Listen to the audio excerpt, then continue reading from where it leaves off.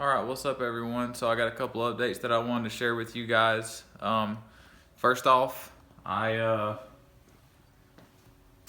decided to get some Duplicolor rattle can. It's a paint match, so it's the same color, Oxford white, as the car. And I decided to go ahead and clean up the under hood of the car.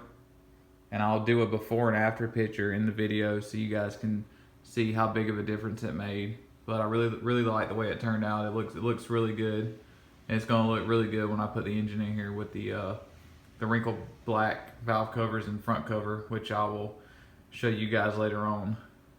But really happy with that, with how that turned out. Also,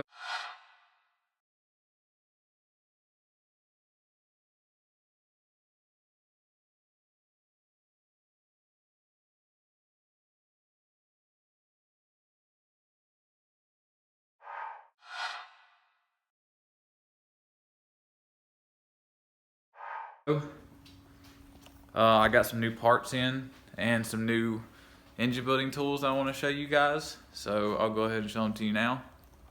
So I sold my 6061 plenum and 75mm throttle body, and I picked up this Edelbrock intake elbow and got a Acufab 90mm Fox body throttle body.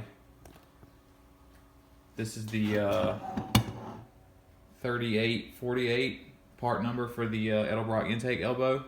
I'm also going to have to run a 1-inch spacer to get it to work on my intake manifold, so I have one of those on the way. And this is part number F90 from Acufab.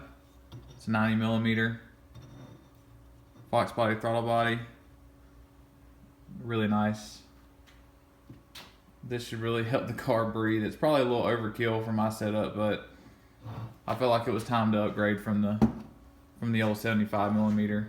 And another thing that I like about this intake elbow is that it has a divider in it, so it's going to divide the airflow more equally to all of the intake runners in the intake manifold. So there's that. And then I also got some new engine building tools. So the first thing right here is this is what they call a rod vise. It's made by Proform.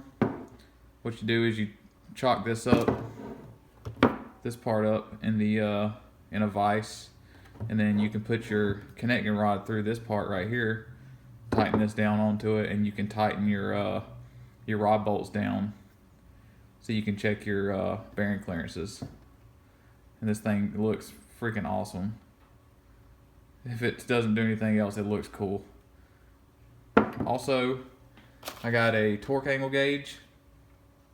I didn't really have the funds right now to get a bolt stretch gauge, so Molnar recommends in their instructions for the rod bolts to torque them to a specific torque and then go a certain turn it a little bit farther and on an angle.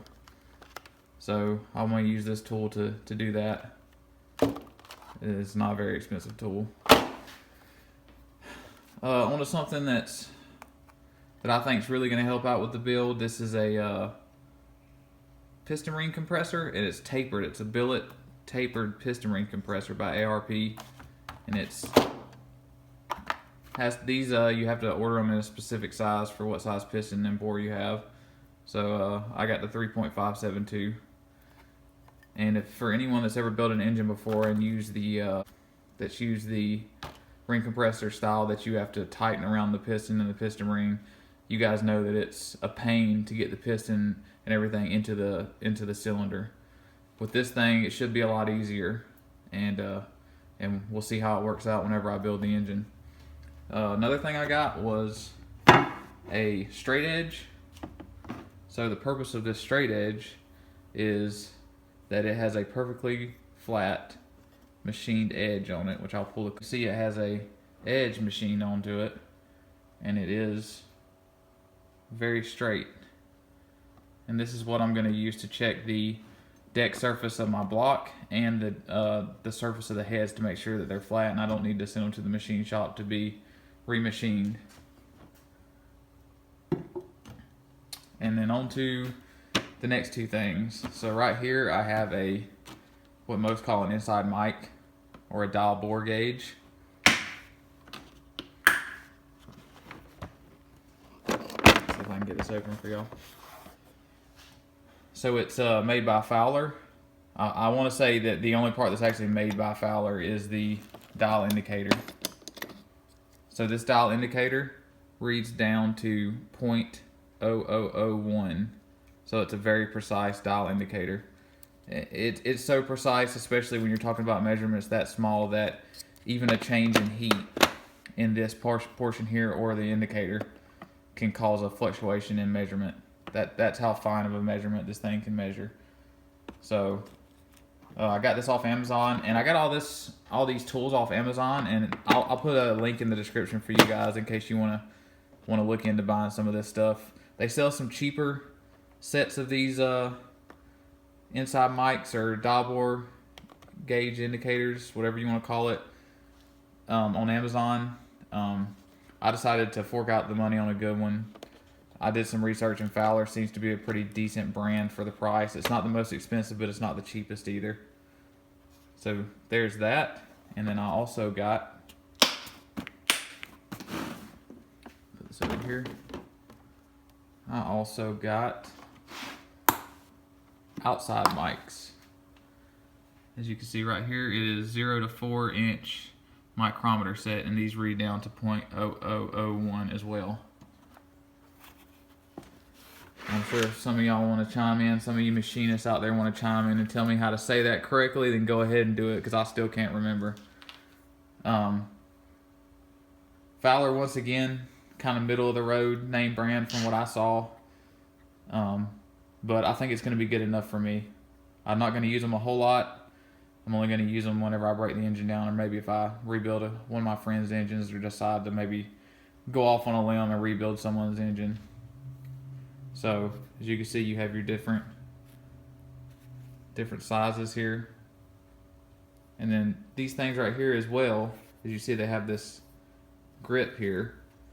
Any change in temperature from even you handling these things too much can cause a change in measurement. That's how fine of a measurement that this is. So there you have it. Really excited to get the crank and the rods back from the machine shop so I can use these outside micrometers and the inside micrometer to check the oil clearances on the bearings. And once again, I'll be showing you guys all of that in a video. This will be my first time using these kind of tools, so you're gonna have to bear with me in the video, but really excited to use these and show you guys how it goes. So that's all I have for now. Just a quick update.